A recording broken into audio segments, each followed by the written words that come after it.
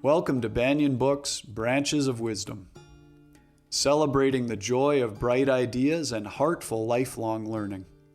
Branches of Wisdom is a series of intimate conversations with the world's most influential authors and visionaries.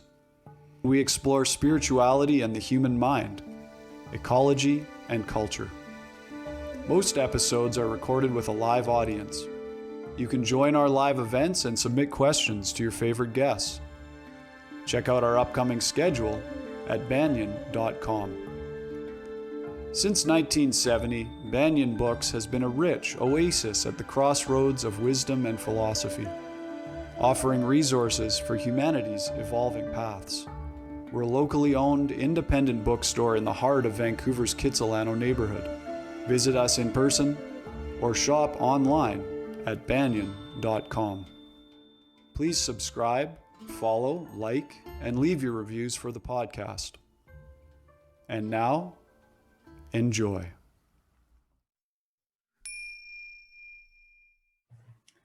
Hello, everybody, and welcome to the Banyen Books podcast. Today we are in conversation with Judith Hanson Lasater. Judith Hanson Lasater, PhD, has been teaching yoga since 1971, when she realized it was her calling in life. She holds a doctorate in East-West psychology and is a physical therapist as well. Dr. Lasater helped to found Yoga Journal magazine, the Iyengar Yoga Institute in San Francisco, and the California Yoga Teachers Association, of which she is the president emeritus. She has coined such paradigm-changing phrases as yoga off the mat and living your yoga. Our honored guest is widely recognized as one of the foremost teachers in America. She trains yoga teachers in asana, kinesiology, yoga therapeutics, and the Yoga Sutras, and she leads workshops and retreats throughout the US and abroad. She's also a pioneer in the teaching and practice of restorative yoga.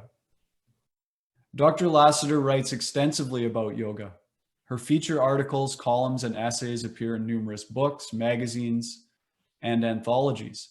She's the author of 10 books, including Relax and Renew, Restore and Rebalance, Yoga Body, 30 Essential Yoga Poses, and Living Your Yoga. Today, Dr. Lasater is with Banyen Books in conversation about her latest book titled Teaching Yoga with Intention, the Essential Guide to Skillful Hands-on Assists and Verbal Communication. In this book, Dr. Lasater shares insights for effective and appropriate communication through words and touch between yoga teachers and their students. She offers essential guidance for teachers to communicate verbally, as well as when, how, and where the use of touch can be used to appropriately further a student's development. Also, she offers guidance for students to take ownership of their practice. In my opinion, this is just the kind of nuanced stuff that needs to be widely discussed in all yoga studios, schools, and communities. It's invaluable for teachers and students at all levels of practice. If you'd like to learn more about Judith Hanson Lasater and her work, please visit her website. You can go to judith.yoga. Judith.yoga. Judith Hanson Lasater, thank you so much for being with us today. It's really an honor to have you here. Thank you, Ross. And thank you for that introduction. I sometimes wonder who that person is when I hear that, some of those things. And so I'm very excited to be with you and to be with everyone. This is my 11th book now. And I wrote it during the pandemic. And I'm happy to talk about it with you and answer questions later. Thank you. Yes, we'll be taking questions from the audience. So please, everybody, feel free to submit your questions for Judith in the Q&A tab, and we'll get to as many of those as we can in the last 15 minutes or so. Now, Judith, if you were going to guide us through a centering practice to find stillness before we continue with the conversation, so I'll hand over to you. All right. I like to start yoga class, and Sometimes I even, if I'm in a board meeting, or I say, can we just sit for 1 minute, just to let go of the hustle and bustle that got us to this moment at this time of day, and help us be really here so we can enjoy each other, enjoy what we're talking about, listening, learning. So if you would like, sit up in front of your sitting bones. And you know your sitting bones if you've ever been horseback riding. So not back on the tailbone, but forward. So you're in front of your sitting bones, and slightly drop your head. I'm going to ring my bells. And I'd like us to sit, I don't know, I don't time it, but approximately 1 minute. And then I'll ring the bells again, and I'll tell you a story about this 1 minute sitting. So if you're ready, slightly drop the head.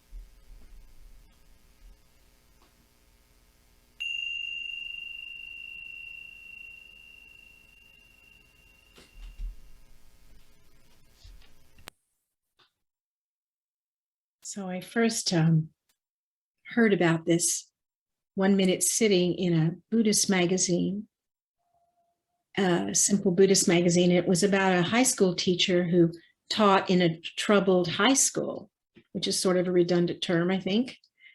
High school is a turbulent time.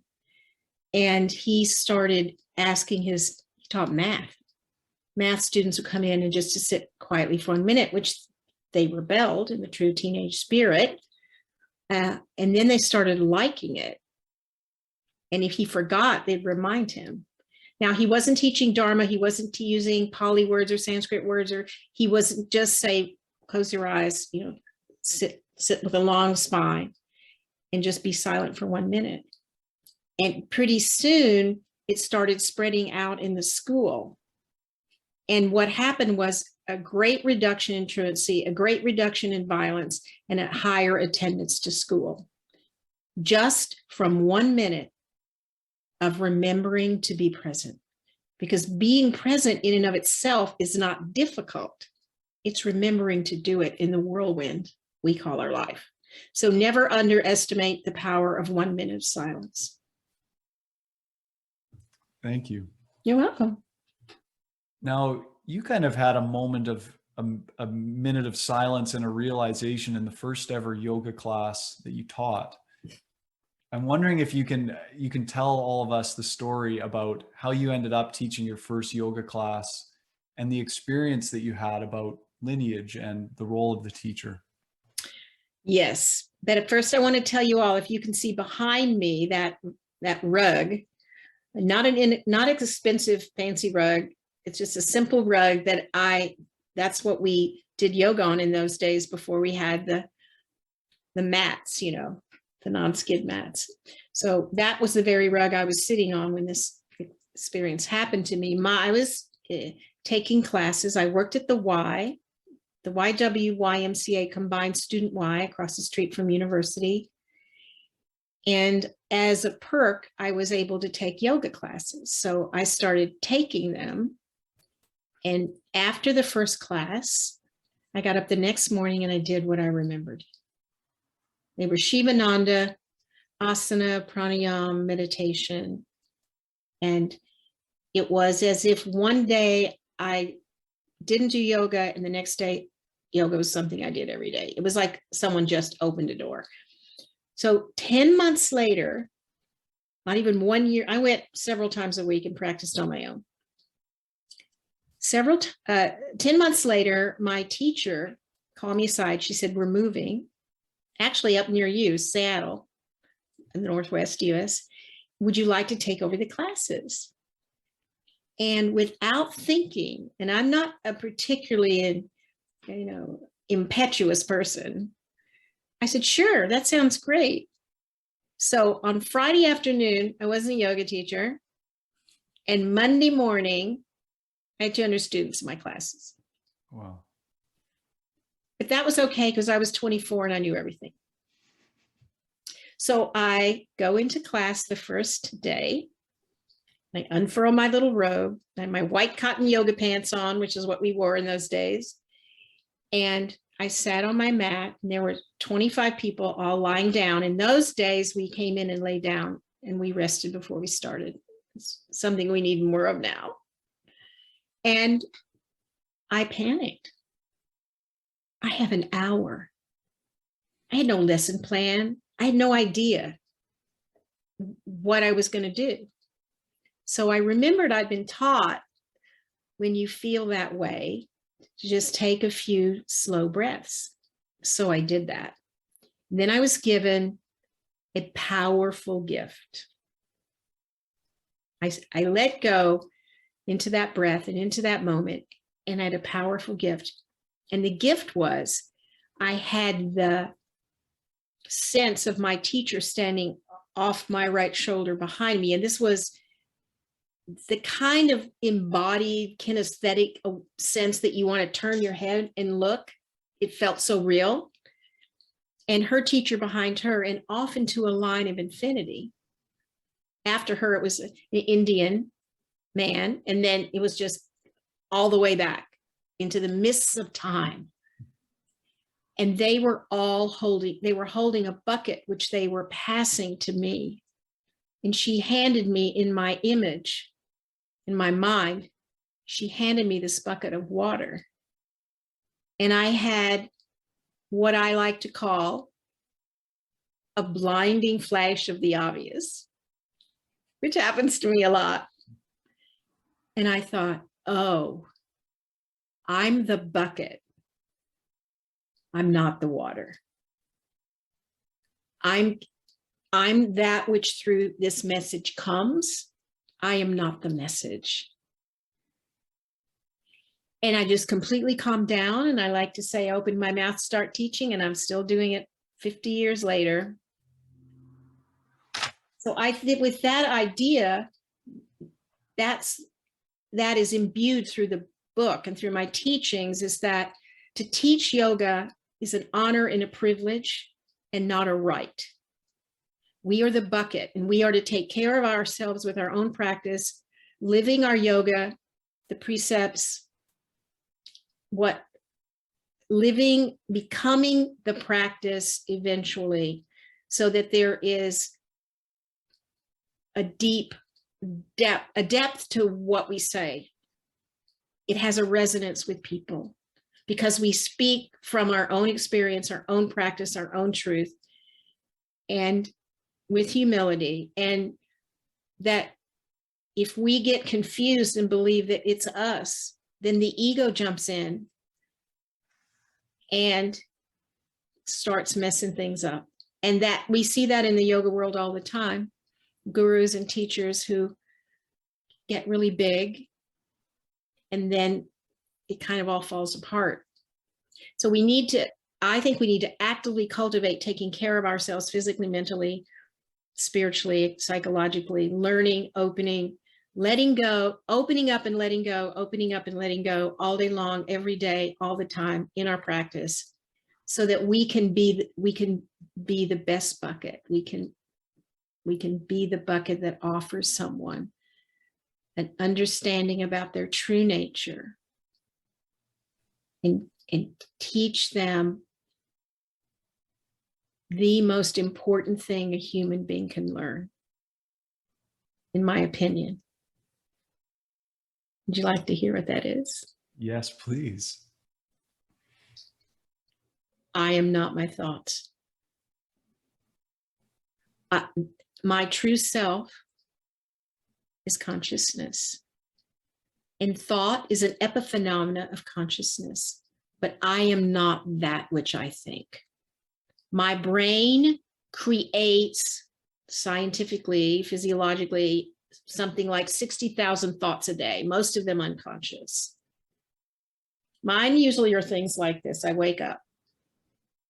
When do I get to go back to sleep? What am I going to wear? And what's next is a favorite mantra of mine. It seems like I do this. Okay, what's next now? I'm going to do this now. So, but that is not who we are. And if we identify with thoughts, I mean, this is not original from me. Every great spiritual teacher, Buddha comes to mind. You are more than that. And so if we can be a humble part of helping people to understand that. So when I was in my first yoga class and I was lying in Shavasana, the deep relaxation, and the teacher said something about let the thoughts flow through your mind like the wind through the trees. And I understood that disidentification, that separateness, that beginning of the witness, that stepping back and seeing thoughts like the river, but that's not, there's something behind the river. And then recognizing that is to recognize that we are in a jail of our own making and the cell door is unlocked and always has been. And so I call it recognize and remember. Mm-hmm.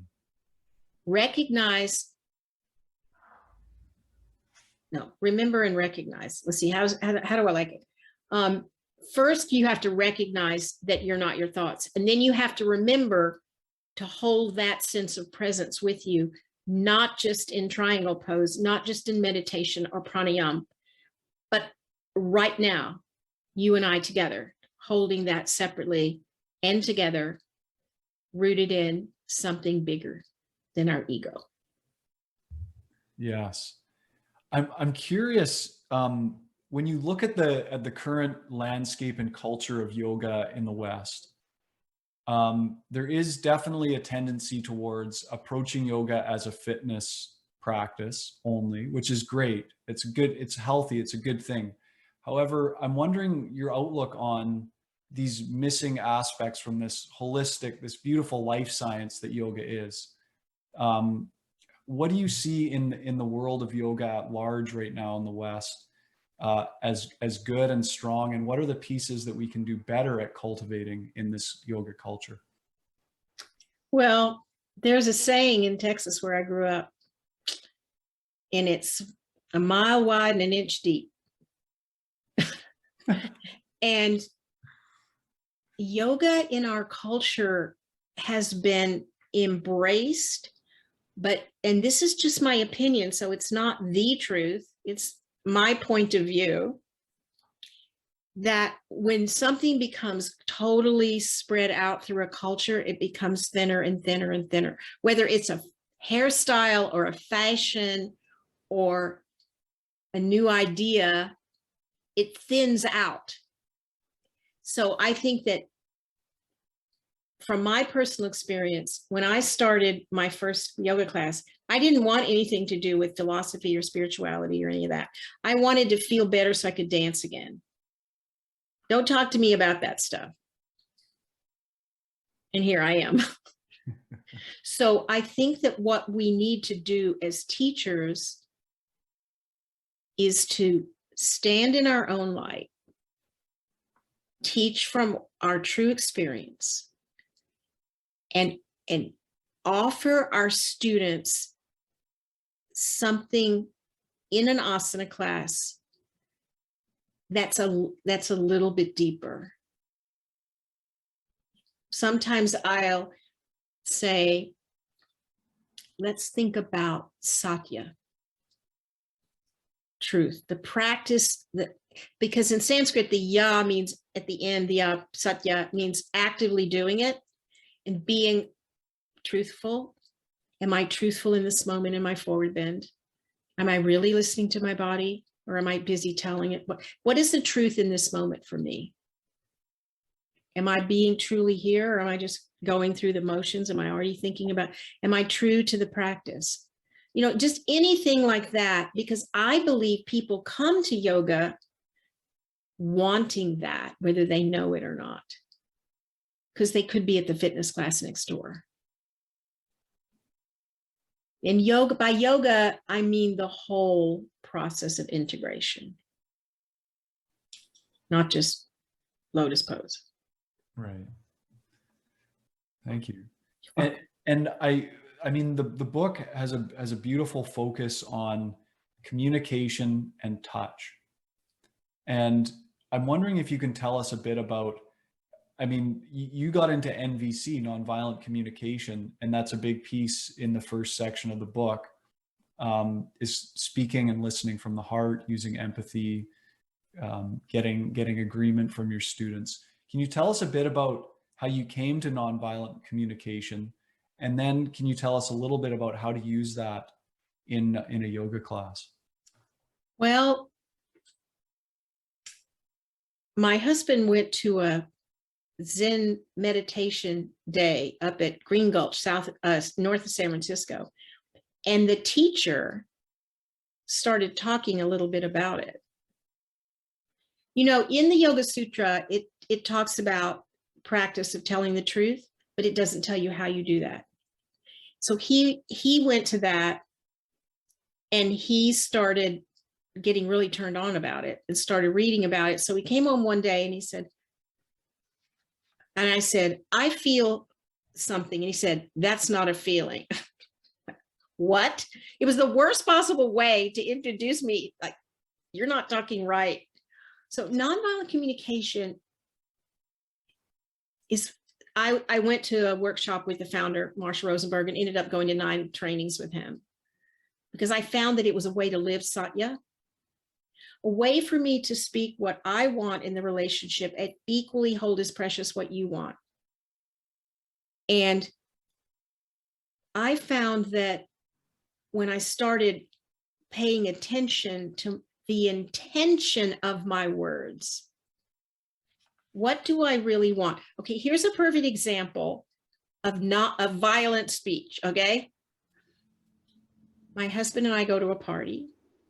Sometimes he have a beer or two at parties, not a big drinker or anything. But we were very clear. I don't really drink either. I mean, don't give me a half a glass of wine, expect me not to lie down on the floor and go to sleep. but so we always were very clear at parties. He said, you know, I'd like to have a beer tonight. It's Friday night. I'm tired. These are my friends, you know, whatever. So, sure. Okay. You know, and I would drive. We were very specific about that. So he was saying something, and I looked at him and I said, now listen to this. You don't want another beer, do you? Now, Ross, tell me what that really says. I don't want you to have another beer. Yeah. Learning that too. But I was not raised to do that. That is very passive aggressive. That is violent speech. Here's a better way to say it. I notice you've had 2 beers and now you're getting a third. I'm feeling a little uneasy because I've already had a little bit of wine. How do you want to work this out? I know you like this, a special homemade brew your friend made or whatever, you know, having empathy for the other, guessing what the other is thinking, and coming to a place where both people's needs are met. Maybe not the way you thought they were going to get met, but in another way. So I got a really rough introduction, and then somehow I persisted, and I find it is the most, I mean, finding yoga, studying with B.K.S. Iyengar, who I don't study with, well, he's dead now, but I studied with him for a while, and learning in VC. So here's an example. Do you want a story? Please. I love stories. Me too. So I'm off in another state teaching a restorative yoga teacher training. And I mention very briefly about the ethics of teaching.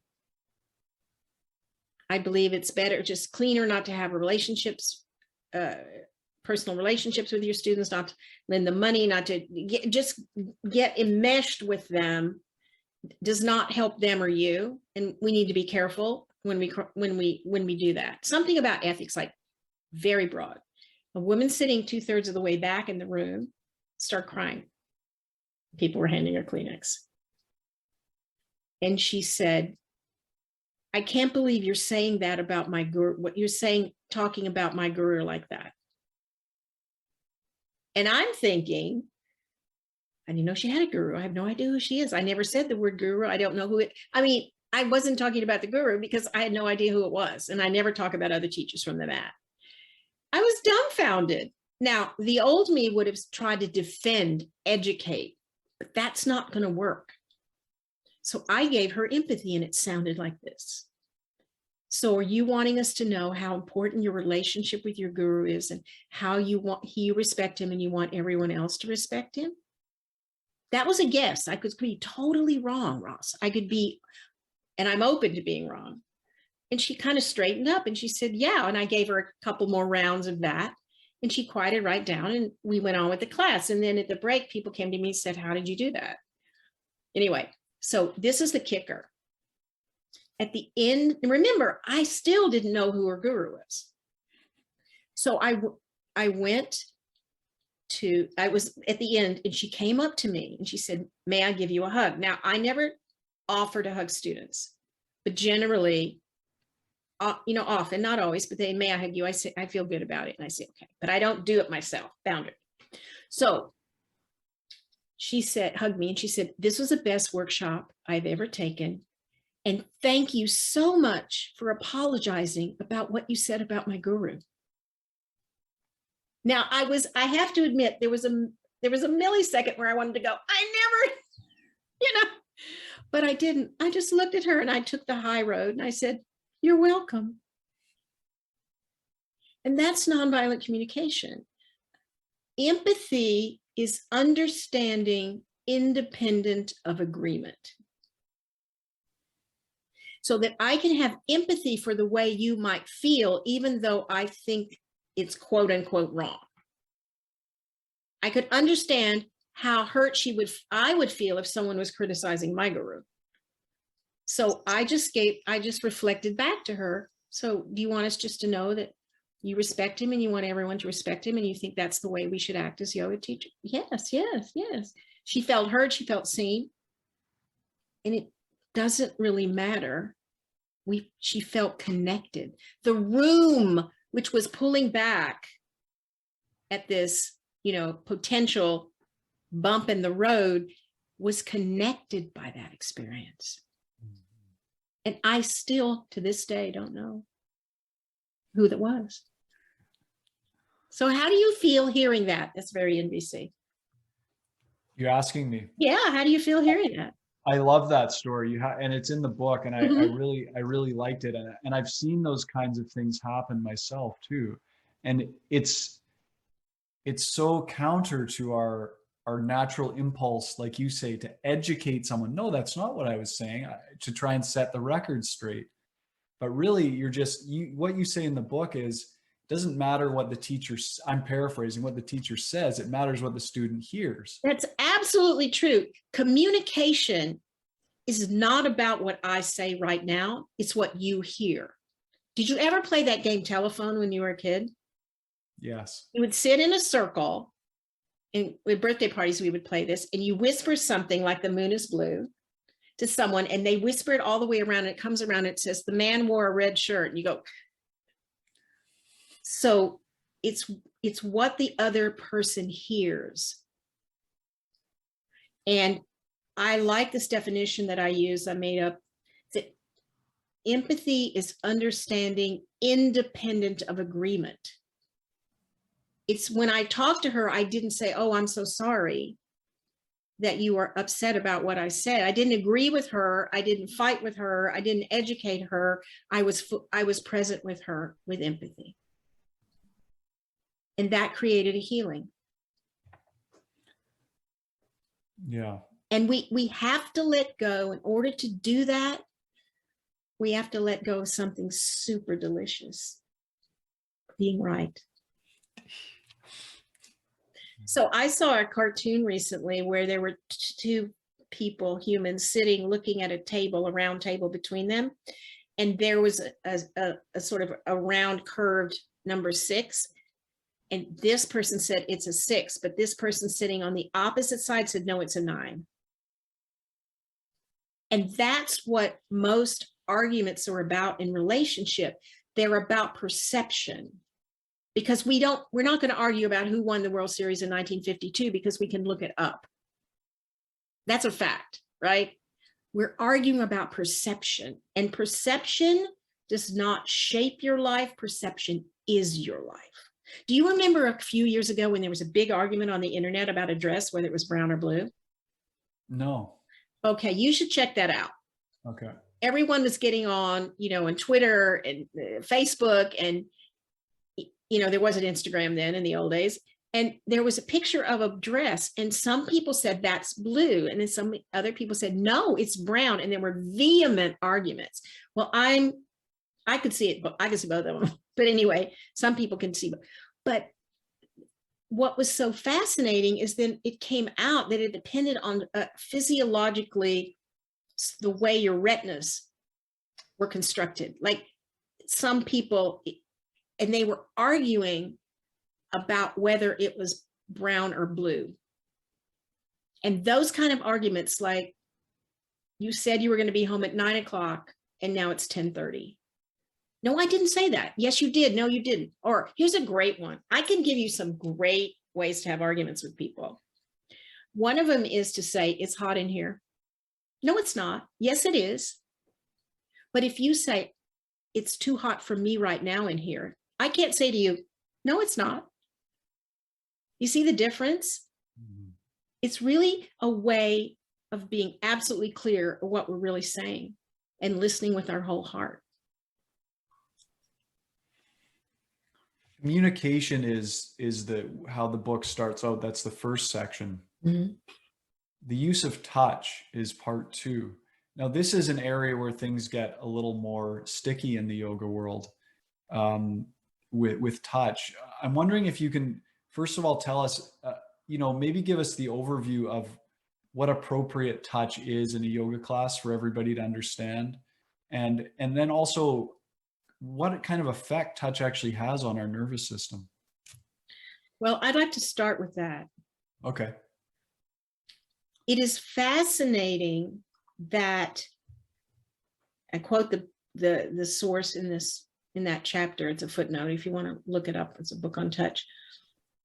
But research has found that if someone I like and know and am intimate with touches my arm,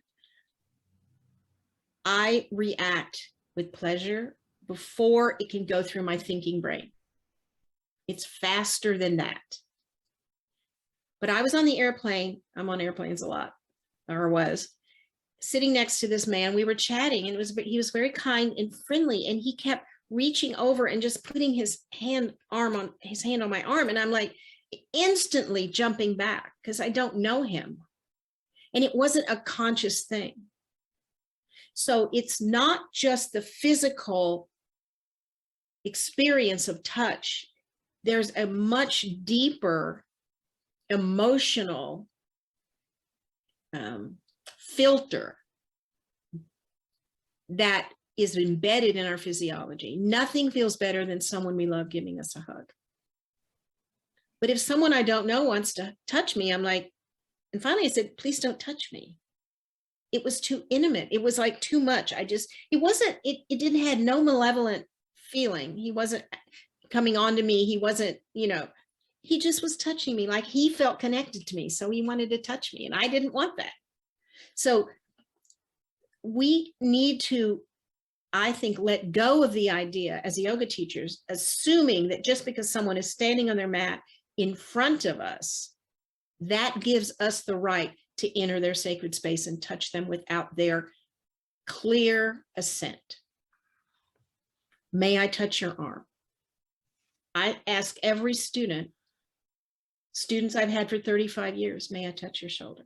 People say, oh yes, I love it when you touch. Do what? And I'm saying no. Because it's entering in the temple of their being. It's a sacred act to touch. And it's a privilege. And I ask if I may touch because I want to know. You know the word touchy? I want to know. I want everyone around in the class to hear that I'm asking permission. And I want to be slow and deliberate about it. I could come and just go, oh, that feels great. I want to be slow and deliberate about it for me and for them. And I feel it's a way of showing respect. And so if someone is lying in relaxation pose and I feel their shoulders are like this, you know, on the floor, they're lying like this, I might come up to them and sit down and I'd say, I'd like to slightly put my hands under your shoulders and open them a little to the side. May I touch you? And then I move slowly. And then I slowly go. Then I slowly open. And they usually go, But it's a dance. It's a mutual experience of boundaries and power and choice. It's not to be done casually. Some people, you know, and I also want to say, I should have preceded probably this. I create deliberately, hopefully, an atmosphere in which people can say no to me in my yoga class. And I say, you know, if I ask to touch you or one of my assistants are trained, if they ask to touch you, you can say no. And I tell them, do you know what happens when you say no to me? Nothing. I will say, okay. And I sometimes say to them, are you in a relationship where you know you just can't say no? Because if you say no, you're going to pay. You know, do you know what I'm talking about, Ross? I do.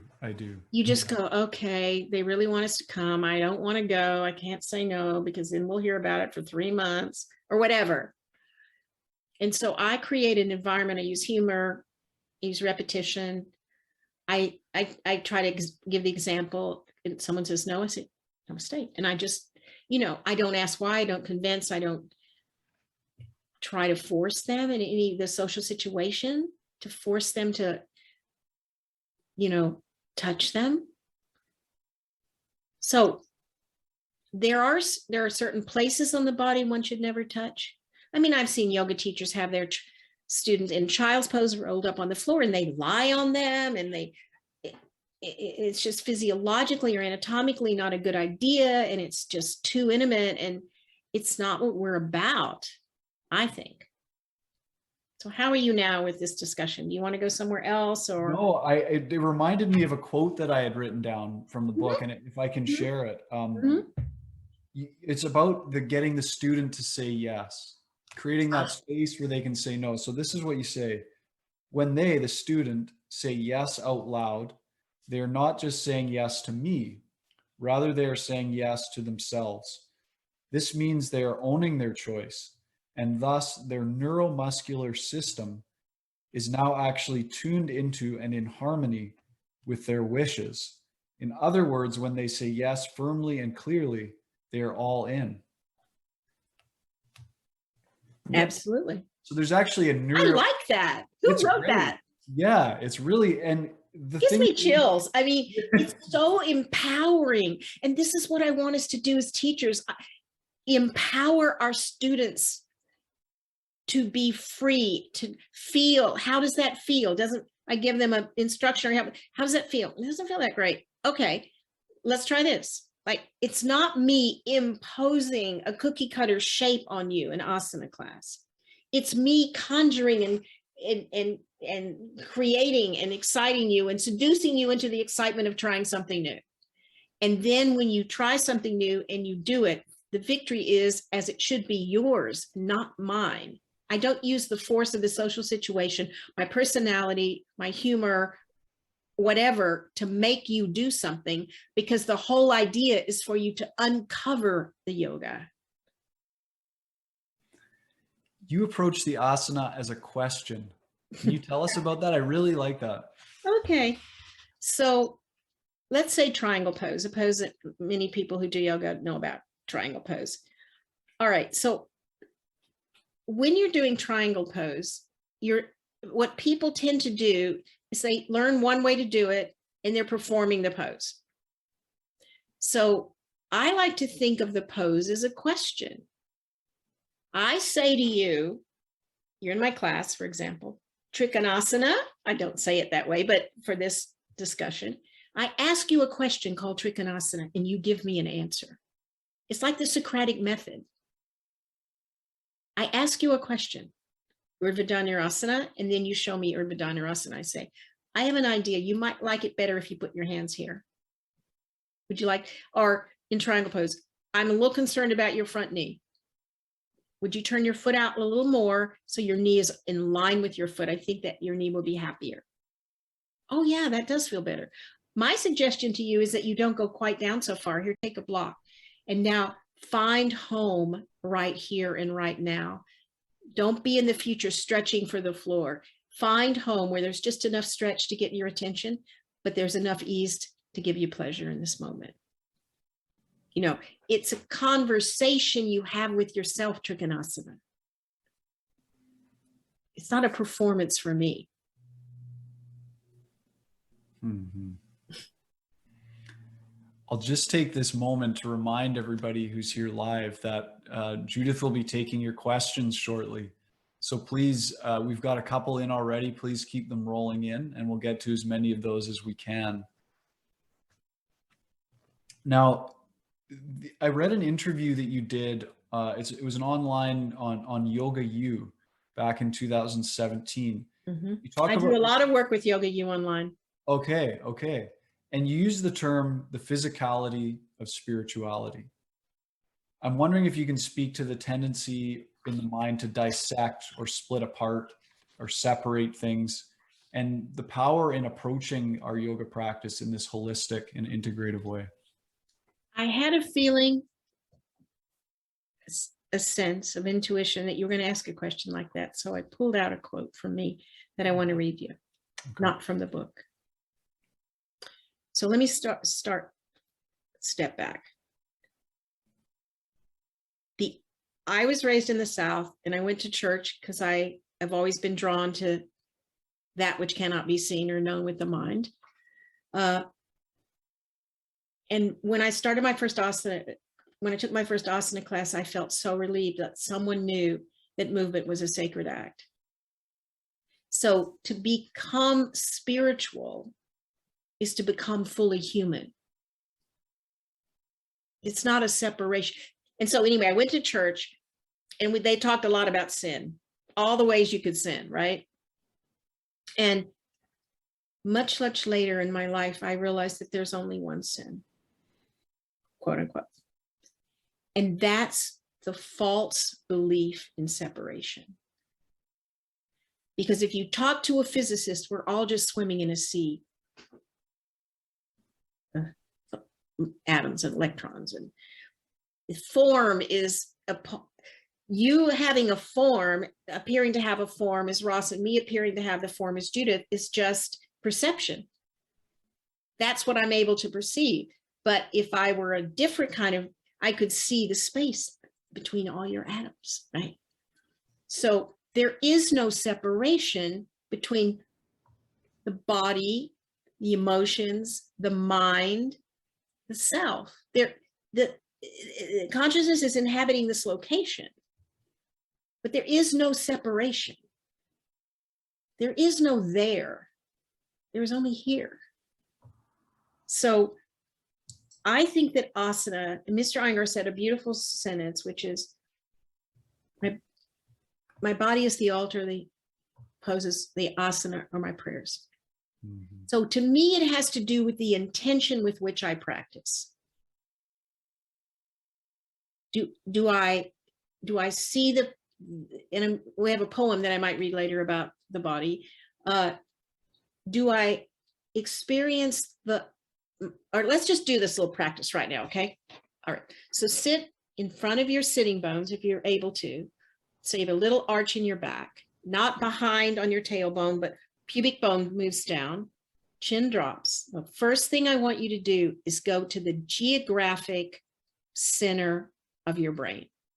That means, if you need to look at the screen for a second, in from the sides, from the front and back, and from the bottom and the top, where that converges in the middle of your head.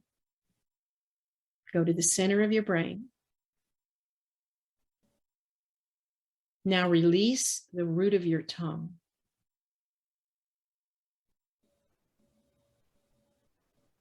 Imagine the heart as a lotus. Open the heart in all directions and feel the spaciousness above you, behind you, in front of you, below you, to the sides of you. Expand into that spaciousness that is also called consciousness. And now drop down into the deep pelvis and find the heartbeat of life, of the universe living itself embedded in your being.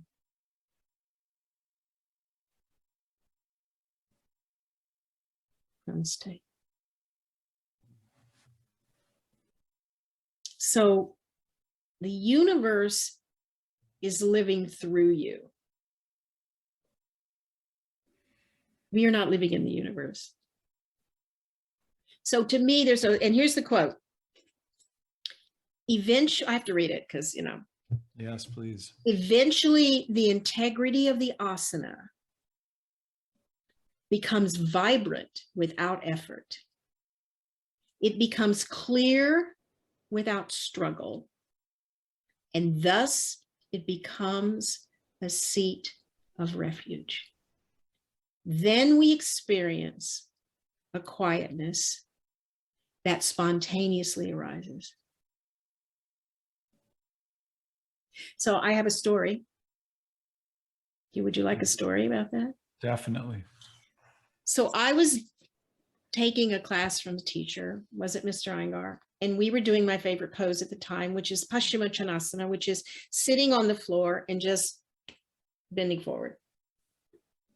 And my hamstrings were non-existent. I mean, I was so stretched from dancing and being young, and having lots of estrogen makes you looser and all of this.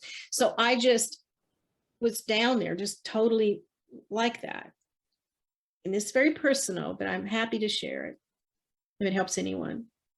And I'm having the how no longer going to stay, and looked up, and he was talking, and and then suddenly, without warning, there was this like whoosh feeling that something left me and something came into me. And I still felt the stretch, but there was no agitation or judgment or thought. And after however long, I have no idea, he said, "Come up." And Ross, I did not know what that meant. I was confused. It would be like I said to you, "Ross, stop jumping up and down. Please stop." And you'd go, "But I'm not jumping up and down. How can I stop doing something I'm not doing?" So when he said to me, "Stop the pose, come up," I'm like, I wasn't doing anything. And then I thought, how cool is this? Ego, like, and this was so cool. And that's when I had my first understanding of what it really meant to take the seat, to take the asana. It's all about intention. That's wonderful. Thank you. Welcome. I think it's such a wonderful art and science, this practice, where if we follow the practice, these expansive experience can alight on us at times. It finds us. Mm-hmm. The pose finds us, and we're the bucket, and we take ourselves out into the backyard and the rain finds us. So open up and let go. Open up and let go. That's all we need to do.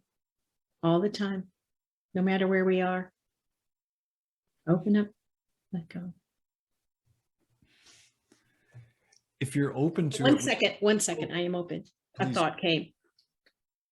Letting go in asana teaches our nervous system It teaches our mind. It teaches our emotions, what it feels like to let go. It's the embodied sense of letting go. Right. And only people with a body can meditate, by the way.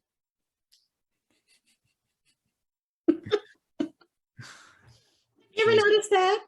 Right. It's fairly important in that process. Yes. We have some nice questions here from our community. The first one is from Esther, who says, yoga centers that I have attended speak a lot about quote unquote community, but my experience has been that although the centers provide a kind and welcoming experience, there isn't anything approaching true community. What are your thoughts on the role or importance of community in the yoga world? Well, you know, the Buddhists, our friends, the Buddhists have a term called Sangha, which is the community of practitioners. And I think that we are at our infancy of understanding what true community means. Because true community means that we hold people accountable for their actions. And there are sadly many cases in which yoga teachers have harmed their students, injured their students, crossed every boundary you can imagine. You know what I'm talking about. I don't need to go into detail. It's not about the judgment of it. But we as a community have fallen down, community, by not holding them accountable and also supporting them in taking time off and looking more deeply at what's going on in them, why this was what they chose to do. If we really cared about them as a community, we would hold them accountable and we'd say, you can't teach for a year. We need to support you in healing. And there's none of that really. Just the Wild West. You don't even need, in the United States of America, you don't need any training to teach yoga. You only need one thing. You want to know what that is? People willing to be your students. So there's no testing, there's no state laws, there's no anything.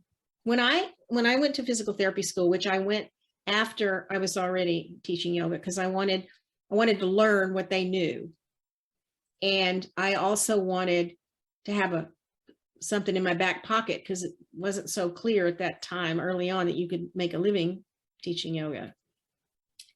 And I had to take a course in ethics. I had to take state boards. I had to take written state boards. I had to take practicum with someone sitting there with a clipboard watching me, with another student who was pretending to be having sciatica or whatever.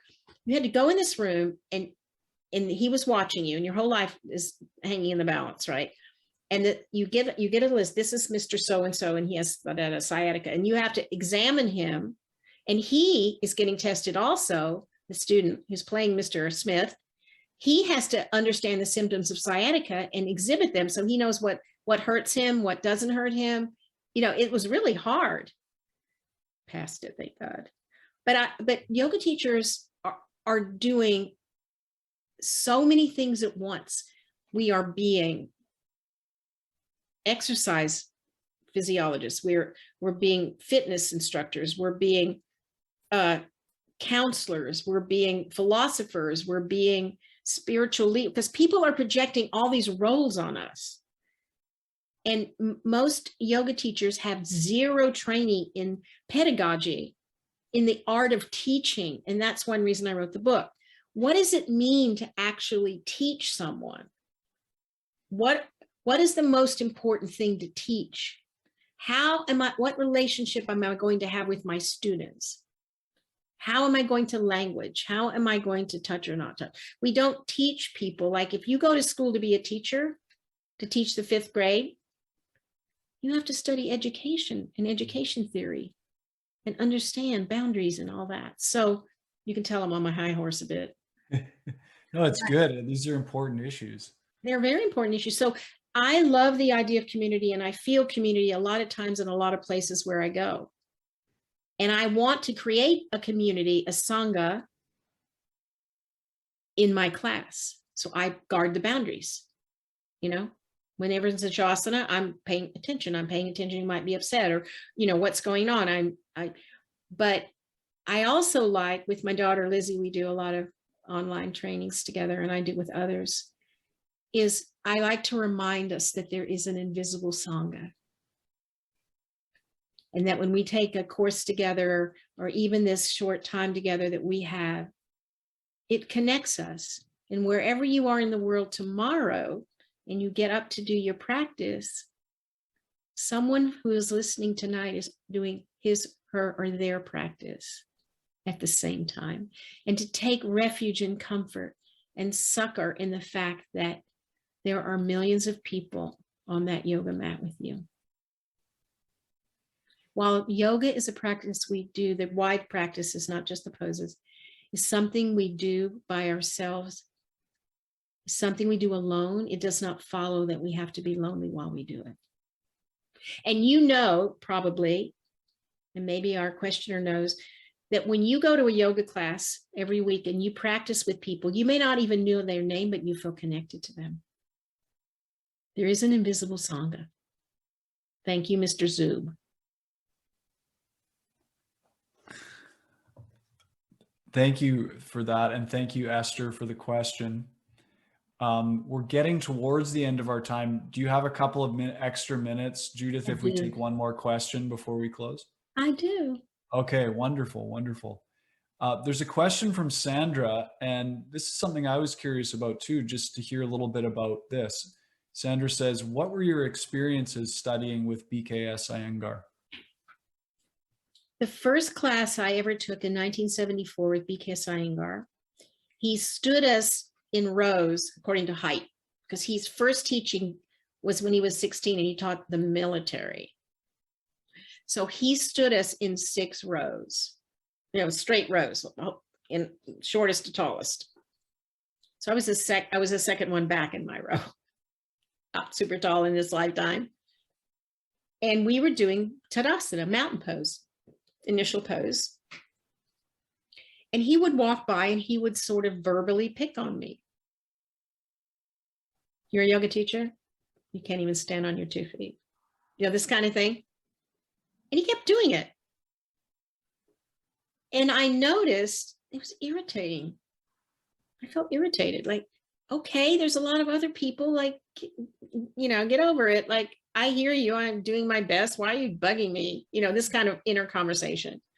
He'd wonder, he'd come back, he'd start picking on me again. And then I started going into my poor little me. Why is he picking on me? I really don't get what he's saying. I wish he, and all of a sudden, in one of those blinding flashes of the obvious, he's teaching me about the way I think and act in the world in Tadasana. This is a yoga teacher. And I looked at him with this big grin on my face, and he grinned back, and he never picked on me again. But I did find over the years, and I studied in India and I studied here, I like so much of the method, but there was often too much of a harshness for me. And he sometimes would hit people, and I fairly quickly became, with such respect for his practice and his years of dedication, I did not want to be in the room where that was happening. That was not what I was then able to tolerate and do. So I do respect everything I learned from him. He shaped my life and my teaching, but I needed to find a softer, not that I love alignment, you know, I'm very specific, but I need a softer way of teaching and studying and practicing and communicating. That's wonderful. I definitely appreciate that approach more too. You're welcome. Discipline to me is not about harshness or forcing. It's about consistency. You know, you're going to sit at that piano and you're going to stay there. It's not, discipline is not from the outside. It has to do more with what we commit every day. Asana 15 minutes, pranayama 5 minutes, meditation 5 minutes, shavasana 50, whatever. Like it's every day I'm on my mat. Every minute I recognize and remember that I'm not my thoughts. It's consistency. That's what brings progress, not force. And it comes from a joyful place then too, doesn't it? Yeah. There's more space when we become receptive. Everything we want comes to us. Ease and quiet. Thank you. Yeah. We're coming towards the end of our time, and you have a beautiful poem to share with us to close. But before I ask you to share that, I just want to say a big thanks to everybody who tuned in live for this conversation with Judith Hanson Lasater. We've been speaking about her latest book, her 11th book. It's really, as we were saying at the start before we went live, Judith, it's very readable. It is. I burned through it. It's really useful for teachers, for students, and for any level of yoga practitioner. It's called Teaching Yoga with Intention, the essential guide to skillful hands-on assists and verbal communication. You can get it at banyen.com or in person at Banyen Books. Highly recommended. Big thanks to Jacob, our events curator and podcast producer, and everyone on the Banyen Books team and in the Banyen Books community. Judith, thank you so much for joining us. It's been wonderful to have you here. It's over too soon. I know. Well, maybe we can have you back sometime. That's kind. Before we end, I'd also like to thank Jacob for his magical wizardry behind the scenes, and you, Ross, for your preparation and your support of the book and lots of other wonderful books, and living your life in a way that supports others. And I'd like to thank everyone who listened and gave us the most valuable thing anyone has to give, which is their time, because you can get more of just about everything, but not time. So I honor and respect you all for listening, and hope it's contributed at least a little bit to your sense of well-being. So, are you ready for the poem? Yes. It's called Sweet Body. Sweet, soft body that carries my radiant soul, I do not thank you enough. I do not enjoy you enough. I do not cherish you enough. More and more now, I feel an upwelling of gratitude for all you have given me, for the ability to dance, to laugh, to weep, and to inwardly soar with the beauty of this world, for 3 babies, plump and juicy, and full of spontaneous joy and curiosity for this miraculous life, for a heart that has been both broken and mended more than once, for the delicious taste of love, for the many chances I have had to make mistakes and then try to learn from them. Dear body, you are the true companion of my life, the vessel of my wonder, the holder of my felt intrinsic wisdom, the container of my sacred self. Forgive me. So I'd like to ring the bells again, if I may. Yes, please.